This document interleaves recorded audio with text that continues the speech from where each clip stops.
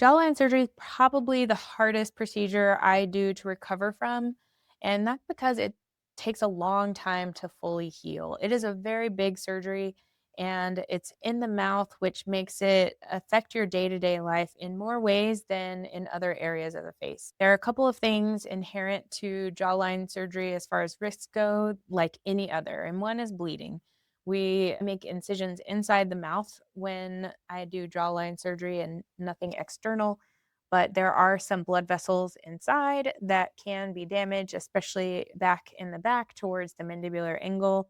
So there's risk of bleeding both in surgery and afterwards, where your incision can be a little oozy. And the major risk that I tell all of my patients is infection. We are inside your mouth, and so your mouth is full of bacteria that can get into the surgical wound. You use a medical mouthwash called Paradex both before and after surgery, and that helps decontaminate the area.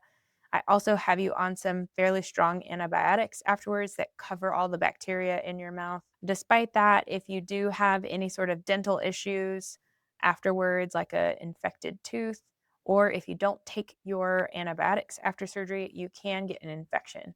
I've even had a patient that had a delayed infection even months after surgery because she had an infected tooth in the area around surgery. I remember in particular one patient that I had that I prescribed antibiotics to, but she was very resistant to taking the antibiotics. So without telling me, she didn't take them.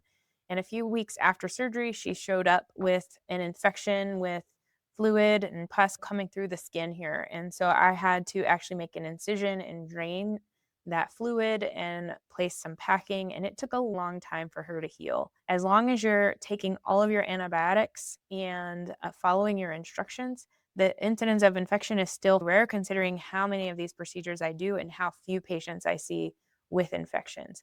Nevertheless, it is a higher risk than other procedures I do on the face and neck.